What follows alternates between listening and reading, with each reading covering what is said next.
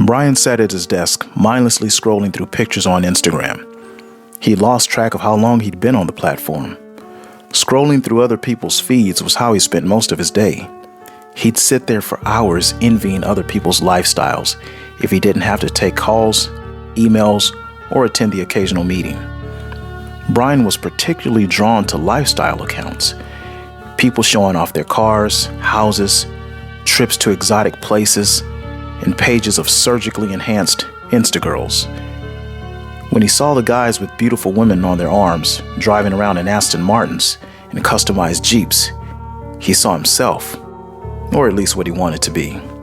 His fantasy was interrupted when his coworker Heather knocked at his cubicle. "Hey Brian, there's brownies in the break room from that fancy bakery down the street.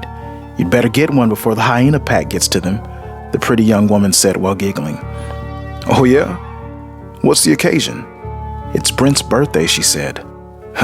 "I'll pass," Brian said. "Are you sure? Do you want me to save you one?" Heather asked. "Yeah, I'm sure. I'm trying to cut back, shed some lbs," Brian said while patting his stomach. Then a man came and stood next to Heather. It was Brent. "Hey, buddy. Come and grab a brownie. My treat." "No thanks, I'm trying to slim down a little bit," Brian said. "Okay, yeah, well, good luck with that," Brent smugly said while looking Brian up and down. As he walked away, his left hand slightly grazed Heather's butt. Brian noticed this. It could have been accidental, but it was totally avoidable. Heather didn't seem to notice, or at least she pretended not to notice. It had been long rumored that Brent and Heather had been messing around, and what made it even more scandalous, it was that Brent was a married man with 2 children. Had it been anyone else's birthday, Brian would have gone, but he hated Brent. Not so much for the rumored affair or even his arrogance. He was envious of Brent. Brent seemed to have it all: good looks, money, a beautiful family, and a hot girlfriend on the side. His fantasy girl was Brent's plaything. Brian would stalk Brent's social media page and obsess over pictures of Brent on vacation in Colorado mountains covered with snow, or some seaside beach resort with his lovely wife, taking pictures in front of his new white Range Rover, or at the gym showing off his abs with gym bros doing the same. It ate Brian up, and his jealousy was all-consuming. He just wished he could compete. To make things worse, he had to see Brent flirting with women in the office, in which they reciprocated his advances daily. Women who ignored him. "Okay, Brian, I'll see you later then," Heather said as she left his cubicle. Brian finished up and headed out to go home. On his way out, he passed the break room and saw some of his coworkers standing around talking. He smiled and waved goodbye to them. "Happy birthday, Brent," he said and kept walking. "Asshole," he murmured under his breath. Brian went to a local bar that he frequented every couple of days to have a few beers before he went to his apartment. He lived alone, so some nights he'd stay probably later than he should and drink too much. He engaged in his usual conversation with the bartender and a couple of regulars at the bar, which usually consisted of him complaining and talking about what he'd do if he had lots of money. "Brian, when are you going to stop talking about these things that you want and actually do something with your life?" the bartender said. "I mean, you come in here all the time talking about this and talking about that. I want this, I want that. You're a smart guy. What's the deal, man? Go make it happen." Brian took a sip of his beer. "I just need to get my money right first. I just need one big break. Just you wait. One day I'm going to come in here with a model on my arms and jump into a Porsche." "Yeah, how's your daughter?" the bartender asked. "Okay, I guess. Haven't seen her lately. Her mother's being a real bitch, asking for more money." "I have other stuff to worry about, Brian said while chugging the rest of his beer. The bartender just shook his head and went to attend another patron who had waved him over. Brian sat there half drunk, thinking about his daughter. He missed her, but he started to become angry at the thought of having to give her mother more money. His pride and animosity towards his ex outweighed the needs of his daughter. The bartender returned to Brian and handed him a glass of beer. Did I order another beer? Brian said, looking confused. The bartender pointed to the other side of the bar. That guy sitting over there bought it for you. Just told me to tell you, cheers, friend. Brian squinted his eyes to see the man. He didn't recognize him. Who is he? Brian asked. I don't know. He's been coming here lately. Just sits there by himself, has a couple of drinks and leaves. Keeps to himself mostly. The man raised his drink to Brian from across the bar, anticipating Brian to do the same. Maybe thinks you're cute, the bartender said while chuckling. Hey, free beer is free beer, Brian said, then raised his glass of beer to the man and chugged it down. Well, I'm out of here, Floyd. I'll see you the next time. Brian put on his coat and looked across the bar to wave goodbye to the man who had bought him the beer. But he was gone. Brian went home and went to bed. The next morning, while getting ready for work, Brian received a call from his ex. Yes, I've thought about it. I just can't do it right now. Well, look, why don't you ask your new boyfriend? Hey, what I do with my money is my business. Well, that's not my problem. I do love my daughter, but I have a life to live to myself, you know? Look, I'm going to be late for work. I'll call you later. Brian hung up the phone, cursing his ex to himself. He grabbed his work bag and left the apartment. When Brian arrived to work, he noticed everyone standing around a certain employee's desk, so he went over to see what was going on. Hey, what's going on? He asked another coworker. Karen got promoted. They're going to make her sales manager of her department. Isn't that great? She's worked so hard, she really deserves it. Brian looked at Karen and smiled. I got promoted. Happy hour time, the excited woman said. Brian did his best not to show his jealousy. He gave a fake smile and walked to his desk. What the hell? She got promoted? I wonder who she's screwing around here, he said to himself. He slammed his work bag down and began his daily work. There was no way Brian was going to celebrate someone else's accomplishment, especially when it was something he felt he deserved himself. However, Brian never took into account his lackluster, uninspired performance. He never thought that could be what was holding him back from growth within the company. Brian received a call from his ex, but sent it straight to voicemail. The message popped up. He opened it. Sorry to bother you at work. I didn't want anything. Megan just wanted to say hi to you. She misses you. I know we have our issues, but she still needs her daddy. Call her when you have time, okay? Brian deleted the message and opened his Instagram. He scrolled through pages of people living their best lives. After work, while walking through the parking lot on the way to his car, he saw Heather and Brent talking. They were standing very close to each other, closer than what many would deem appropriate for professional co-workers. Brian gave them a sneering look. Heather fondled her hair and giggled, and Brent leaned against his white Range Rover. Stupid bitch. One day I'll have 12 just like you. Brian plopped into his car seat and sighed. He looked over at the pair again and saw Heather getting into the passenger seat of Brent's car. The two drove off together. He shook his head and drove away. Brian went to his usual bar for a couple of drinks to close out the day. He sat there looking for someone to talk to, but the bar was pretty empty. Hey, what do you think about those new Range Rovers? He asked the bartender. Not really my style. I'm a sports car man myself. Give me one of those new Corvettes over those big clunky SUVs anytime, the bartender said. Yeah, I guess, Brian said while finishing the rest of his beer. As soon as Brian sat down at the empty glass, the bartender placed another one in front of him. Hey, this is from your friend over there, the bartender motioned across the bar. It was the same man who had bought Brian the beer the other day, but this time, the man got up and joined Brian at the empty seat next to him. Hey, cheers, friend, the man said while holding up his drink. Cheers, Brian said back and took a sip from the drink. I appreciate the drinks and all, but I'm not... Brian searched for the right words to say, not wanting to offend the man. I like women. The man laughed wildly. He looked to be in his 30s, but when he laughed, he looked older. His face seemed to change and wrinkle, as a mask would when you move your face while wearing it. He was thin and well-dressed. He had piercing light, almost clear-looking blue eyes. You've got the wrong idea, friend. I just like to show good tidings to another fellow drinker. The man's eyes were fixed on Brian. Oh, sorry about that. It's just not every day that a guy buys another drink just because, you know what I mean? Brian said while taking another sip of the beer. Yeah, I understand. I just like to get around talking to people, getting to know people. You never know who you're gonna meet. Where are you from? Brian asked. You don't seem to be from around here.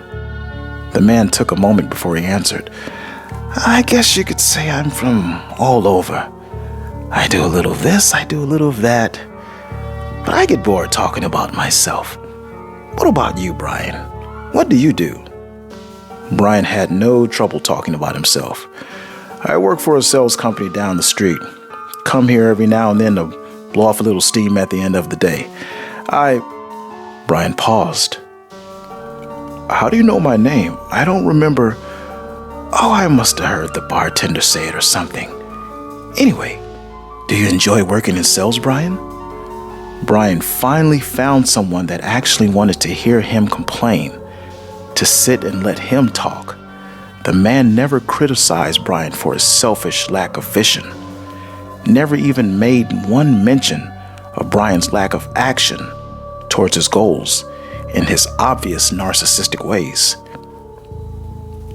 There's an old saying that goes, if you just let someone talk, they'll tell you everything you want to know about them. And that's exactly what Brian did. The man sat there and listened to over an hour of Brian complaining about every problem in his life, how everything was someone else's fault. The more he drank, the more he talked. What would you give if your life could change right now, Brian? The man said. He sounded like a therapist. Brian, almost drunk, laughed. What do you mean? I mean, what would you give at this very moment if your life could change? Anything you wanted. Money, respect, cars, women. What would you give? The man sounded serious. I don't know, Brian drunkenly said, swaying back and forth on his stool. Hey, look, it's late. I gotta get going. Wait. The man said. Humor me. Just one moment. Let's just pretend. Say you could take any measure of success, anything, piece by piece, from someone you felt didn't deserve it, and it would be yours. Would you do it? Brian thought about the question for a moment. Yeah, sure. If it was someone that didn't deserve it, right? And anything, the man said. Then yes, I'd do it. What I wouldn't give for a power like that. Okay. All you have to do is say, I relinquish my gift, and I give you authority to take control. The man said while holding out his hand to shake. Brian laughed. Man, you'd better get an Uber. I thought I was the one that was drunk. But the man was serious. He continued to hold out his hand, waiting for Brian to shake it and say the words. Come on, Brian. It's just a little game I like to play. Humor me. The look on the man's face was eager and sinister. Oh, hell, man. Whatever floats your boat. Brian shook the man's hand and repeated the words. I relinquish my gift and I give you authority. Blah, blah, blah. The man smiled and released Brian's hand. See you around, Brian, and enjoy your new life. Brian put on his coat and left. On his way home, he kept hearing the words of the man in his head. Give me the authority. Enjoy your new life. When Brian arrived home, he went to bed and fell fast asleep. The next morning, when Brian awoke, he had a slight hangover. He barely remembered the previous night or the odd conversation with the man at the bar. He showered and got ready for work. On his way out, he went to grab his keys off the key holder. He was shocked when he saw a different set of keys there. "What the hell?" Brian said to himself. He grabbed the keys. All of them were the same, except for the keys to his Honda were missing, and there was now a Range Rover key on the keychain. Where did this come from? Brian went outside and saw a new black Range Rover parked in his parking space. He pushed the button on the key fob, the lights flickered, and the doors unlocked. Brian stood there in shock. He started to become nervous. He remembered the man from last night. "Oh, I must have accidentally grabbed that guy's keys and drove his car home. Oh man, I stole that guy's car. But how? How could I have driven the wrong car home? This doesn't make sense. I wasn't that drunk. Oh man, this is bad. I gotta get back to the bar and explain this." Brian drove back to the bar, but it was closed. Of course it's closed, dummies. Bars don't open in the morning. Oh, what am I gonna do? Brian drove to work and planned to go back to the bar afterwards. As he parked the Range Rover, a couple of coworkers were standing outside saw him. "Hey, Brian, nice car. You get a raise or something?" one said. "Yeah, something like that," Brian nervously said and quickly made his way into the building.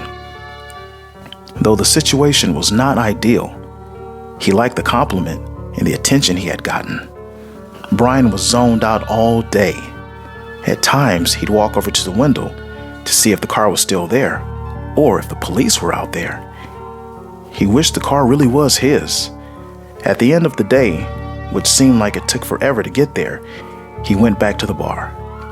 He rushed inside to look around to see if he could see the man. He saw him. He was sitting at the bar. "Hey, I am so sorry. There's been some kind of mistake. I didn't mean to take your car. Please tell me you didn't call the police." Brian was scared and almost out of breath. The man just laughed and took a sip of his drink. "Brian, you've taken nothing that belongs to me. The car is yours. Do you like it? You did say you liked Range Rovers the other day, didn't you?" "What?" Brian said confusingly. "What are you talking about? Do you have my car?" "I don't have your car, Brian. I don't get around by car. You seem to have forgotten our little deal the other night. Were you that drunk?" "You mean all that stuff about changing my life and giving you the authority?" "That would be it," the man said. "What the hell are you talking about?" Brian said. He felt lost. "Have a seat, Brian. Have a seat and have a drink with your friend." "What's going on? Who are you?" Brian asked. "I told you. I'm a friend unlike any you've ever had. The car is nice, yes? Doesn't it seem surreal to you? Doesn't it feel nice to sit behind the wheel of a nice luxury vehicle?" "Sure, but it's not..." The man cut Brian off. "The Range Rover is yours, Brian. I meant what I said when I told you to enjoy your new life." "What happened to my Honda?" Think about it like this. Do you remember what happened to the pumpkin in Cinderella? It turned into a beautiful carriage. The same thing happened to your old car." This can't be real. It can't be. "Oh, it's real, Brian. Quite real. You gave me the authority. But this is only the beginning. You can have whatever you want as long as the right sacrifices are made." "What do you mean sacrifices?" Brian asked. "Nothing is free, not even your blessings. Material possessions, those are easy to give. They have no real value, but personal changes, they come with a cost. Is there something you want to change about yourself? Like, for instance, health, compassion, your body. These things must be taken from someone you know. That's kind of messed up, isn't it? Brian said. The man just looked at him. I'll give you a choice, Brian. You can have your old car and your old life back, or you can take my offer and live the life you really want to live. The man grabbed the Range Rover keys off the bar and swung them back and forth in front of Brian. As they swung, they would change from Honda keys to Range Rover keys, side to side. The man had a sinister smile on his face. Brian grabbed the keys. Okay, I'll do it. I want the new life.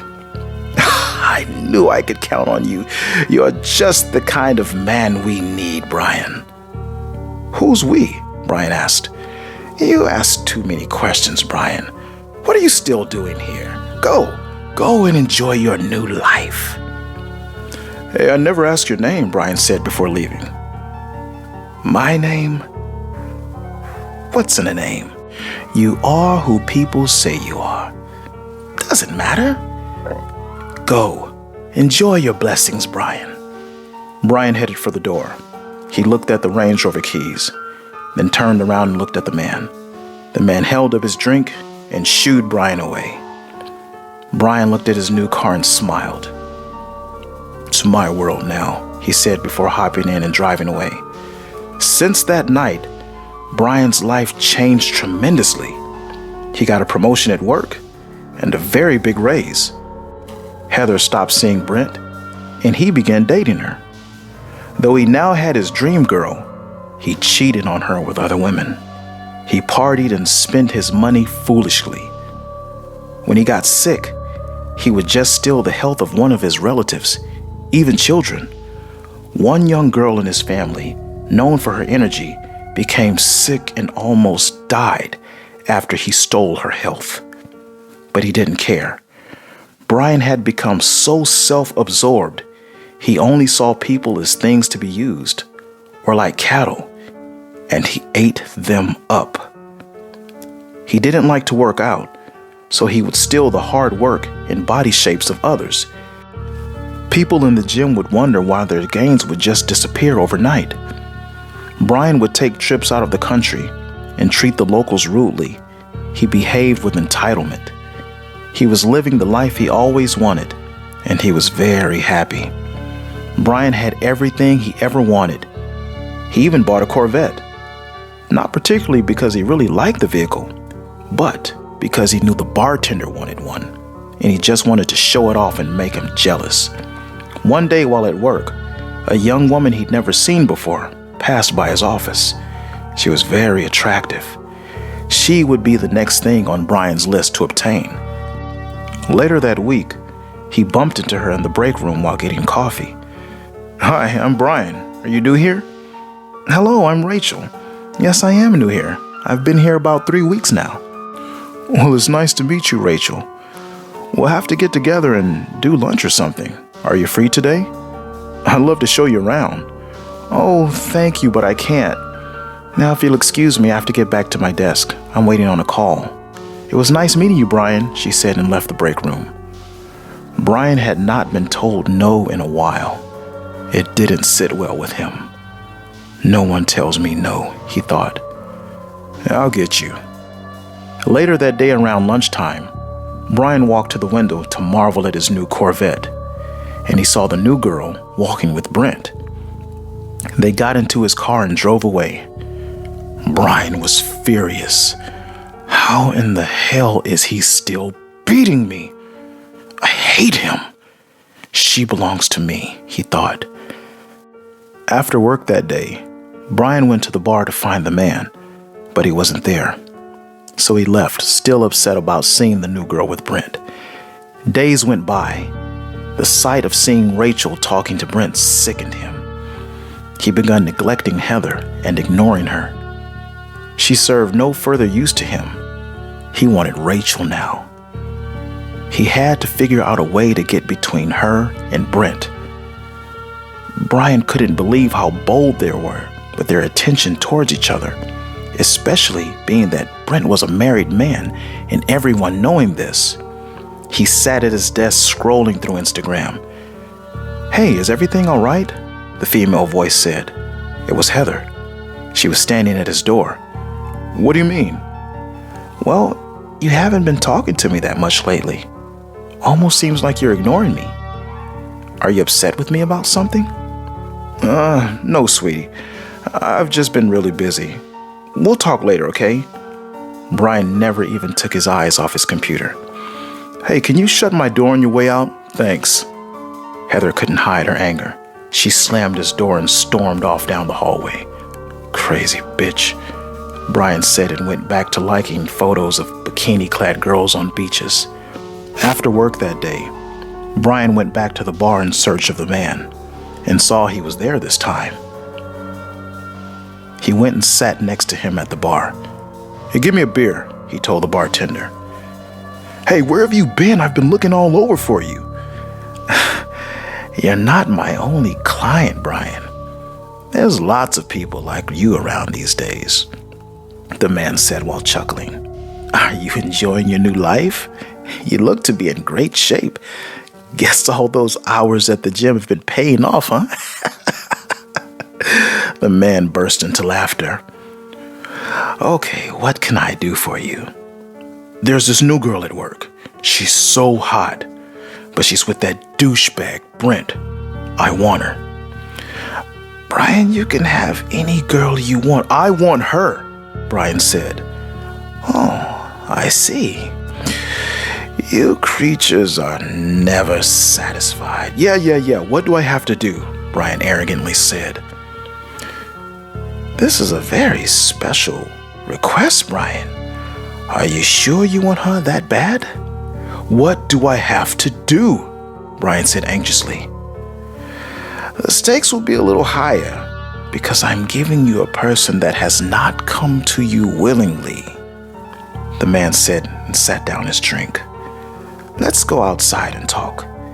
You never know who's listening." The two got up and left out the back door, which led to an alley behind the bar. The alley was dark and wet, and it stank of trash and stray dogs that lived back there. "So, you want this new girl, do you? You want to add her to your collection?" "Who is the most successful person you know, Brian? The person that has everything you want." Brian was about to say the person's name. No. Don't say their names. Keep it to yourself. "Do you give me the authority to take this person's life?" Brian was silent. He thought about it. He pictured Rachel and Brent in his mind. He could see him hopping into his white Range Rover. "Yes, I give you the authority." "And what would you have done to this person?" the man asked. "First, I'd have him humiliated.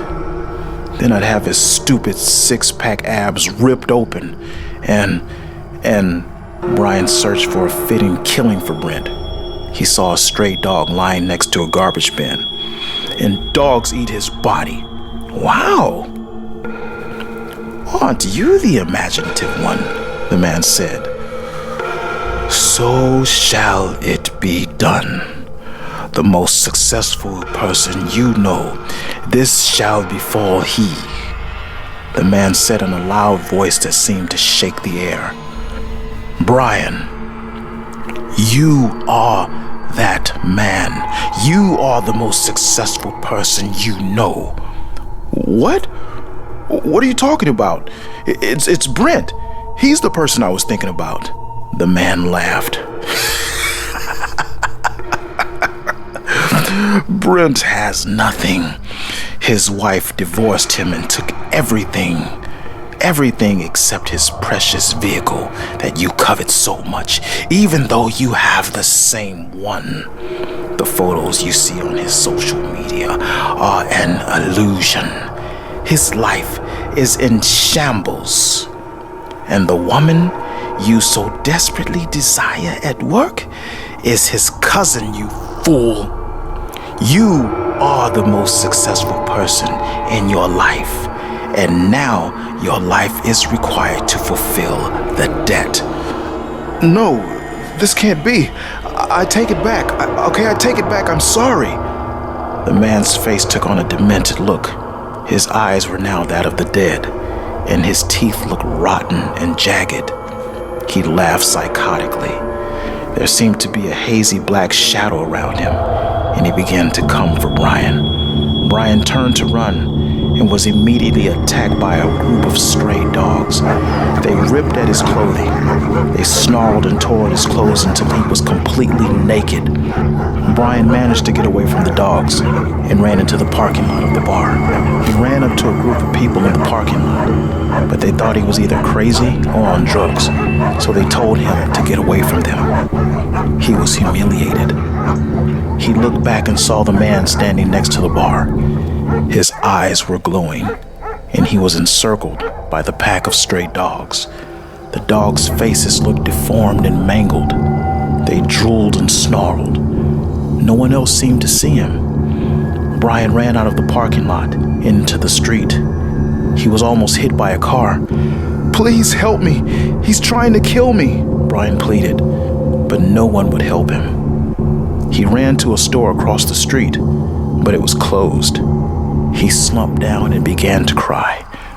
"Oh God, what have I done? I'm sorry." Then he began to hear dogs barking. Brian got up and ran to the side of the building to hide. He soon stopped hearing the dogs. Brian felt a little safer. Then he screamed in pain. A sharp pain ran down his stomach. He looked down and saw blood. The man was standing right in front of him, holding a broken bottle. There was blood on the jagged, sharp edges. Brian opened his shirt and saw his stomach had been sliced open. He dropped to his knees. He was having trouble breathing. He looked up at the man. "I hope you enjoyed your new life while it lasted. And I hope you're gonna enjoy the one to come." The man laughed. Immediately, Brian was attacked by the pack of stray dogs. They tore and ripped at him in a frenzy. They ripped at his stomach and ate his body down to the bones. Only his head and spine remained.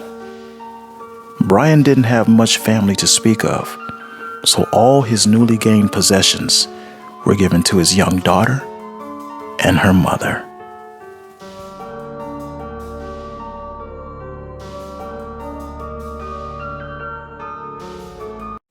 Hello all, and thank you so much for supporting the channel. If you've liked this content, please click the like button, share, and subscribe to receive notifications for new dark stories. Until the next time, be good to each other. It's a scary world out there.